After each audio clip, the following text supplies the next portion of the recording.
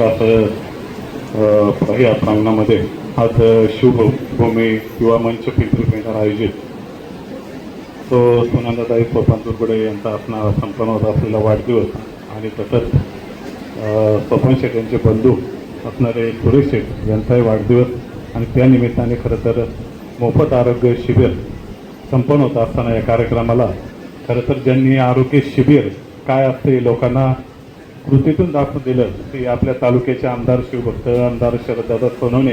कारण मला आठवतंय अतिशय मोठ्या प्रमाणात खरं तर त्यांनी आरोग्य शिबिर आपल्या तालुक्यामध्ये संपन्न केलं आणि नुसतंच आरोग्य शिबिर नाही घेतलं तर नंतर जे पेशंट होते त्यांचा विलाजही खरं तर दादांनी त्या काळात केला आणि तेच मार्गदर्शन घेऊन खरं तर आज हे आरोग्य शिबिर संपन्न होत असताना उपस्थित आमचे बंधुतुल्य खरं तर काल ज्यांचा वाढदिवस होता जीवनशेठ आपल्या नुकतीच त्यांची खरं तर देवस्थान ट्रस्टचे अध्यक्ष म्हणून निवड झाली.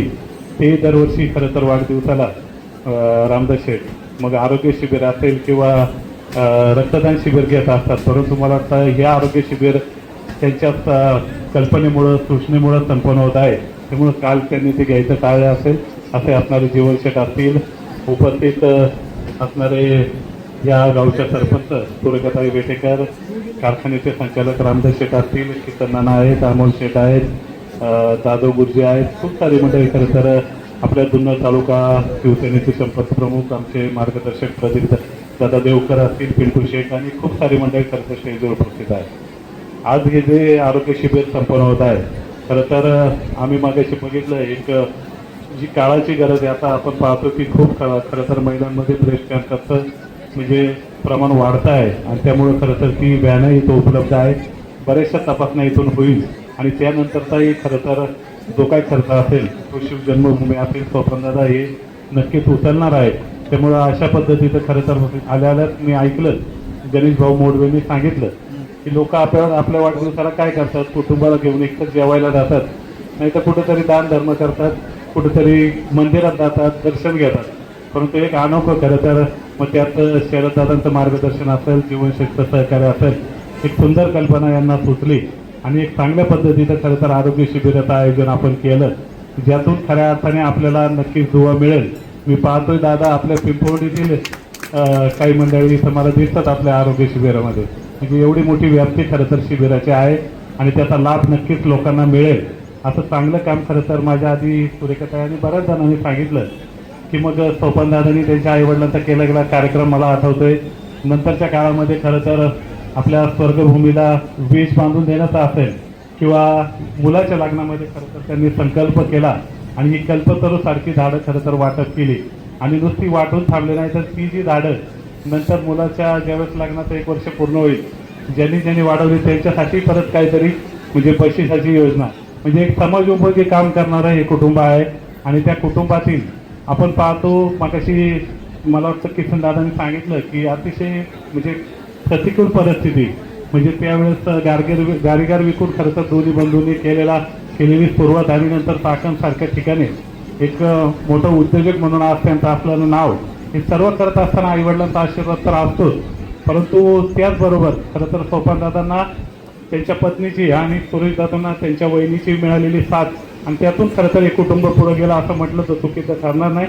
त्यामुळे एक मोठं नियोजन आज त्यांनी केलंय. खरं तर सुनंदाताई असतील सुरेश दादा असतील यांना वाढदिवसाच्या शुभेच्छा देतो. खरं तर डॉक्टर शुभमजी गडगे एक चांगला खरं तर काम त्यांचं असतं त्यांनाही धन्यवाद देतो. PSCचे असणारे डोंगरे मॅडम आणि सर्वच डॉक्टर टीम ज्या बाहेरून आल्यात आमचे खरं तर ज्यांचं नाव देवभाऊ चष्मात त्यांचं आहे आणि उपस्थित ज्यांनी खरं तर मग जन्मभूमीचे सर्व कार्यकर्ते या सर्वांचा आभार मानतो. एक सुंदर उपक्रम खरं तर सोपान दादा तुम्ही केला. मी पुन्हा एकदा सुनंदाताई असतील आणि सुरेश दादा यांना वाढदिवसाच्या शुभेच्छा देऊन थांबतो. धन्यवाद. ऍडमिट होते आणि त्यावेळेस आपल्या आदरणीय शरददादांनी स्वतःहून त्यांचे चिरंजीव जीवनभाऊ कुटे यांना फोन केला. किसन नाना कुटे हे गावगाड्यातलं माणूस आहे. उद्या तुम्हाला आर्थिक अडचण येऊ वैद्यकीय अडचण येऊ कुठली अडचण येऊ त्यासाठी शरददादा भीमाजी सोनवणे कटिबद्ध राहील. निम्म्या रात्रीला फोन करा. हे झालं वैयक्तिक. अजून एक दादांबद्दल मला सांगायचंय. 2014 साली शैलेश भाऊ शरददादा सोनवणे आमदार झाले पहिल्यांदा आणि मुख्यमंत्री सहाय्यक निधी बळणाना काय असतो ते त्यावेळेस आम्हाला कळलं किंवा जनतेला आपल्याला कळलं की त्याच्या अगोदर फार दुर्मिळ भाग होती ही, पण तिथून पुढे मुख्यमंत्री सहाय्यता निधी ही सर्वसामान्य लोकांसाठी, जुन्नरकरांसाठी फार मोठ्या प्रमाणात उपस्थित झाला. आजचं जे हे आच्छादन आहे ते सासवडे बंधूंचं, त्यांची एक केस होती. त्यावेळेस आम्ही दादांकडे गेलो, दादा आम्हाला अशी मदत पाहिजे.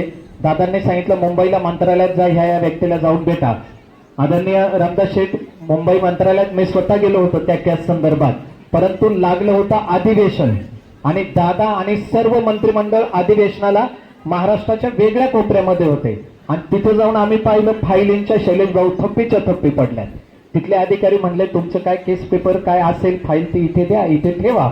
आम्ही ठेवली आणि मनामध्ये एक विचार केला, जर इथं हजारो फायली ऑलरेडी पडलेल्या आहेत तर आपल्या फाईलचा विचार कधी होणार आहे. आमदार साहेबांनी सांगितलं असं जा म्हणून आपणही आलोय या म्हणून, तो काय विचार होत नसतो. आम्ही मस्तपैकी गेलो, चौपाटीला भेळ खाल्ली आणि परत रिटर्न आलो. 15 दिवसांनी दादा गावी आले आणि बोलून घेतलं, ते तुम्ही कागद तिथे दिलाय का, काय फाईलचं काय प्रोसेस आहे. आम्ही म्हटलं दिलाय पण काही झालं नाही. दादांनी एवढंच विचारलं आणि बरोबर 15 दिवसांनी सासवडे बंधूंच्या खात्यामध्ये ज्या डॉक्टरांकडे ही केस होती त्यांच्या खात्यात 1.5 ते 2 लाख रुपये येऊन पडले होते. ही सर्वसामान्य माणसाची ओळख आहे. तर चला आता ह्या उदाहरणानंतर मंचावरती मी अशा व्यक्तीला आता आमंत्रित करतोय की ज्यांच्याबद्दलच्या भावना किंवा ज्यांच्याबद्दलची मनातली व्याख्या म्हणजे आपला माणूस. अर्थात या कार्यक्रमाच्या अंतिम टप्प्यामध्ये या कार्यक्रमाला शुभेच्छा देण्यासाठी आणि मार्गदर्शन करण्यासाठी विनंती करेल किल्ले शिवनेरीचे शिलेदार आपला माणूस, दिवस सफारीचे जनक आणि छत्रपती शिवरायांचे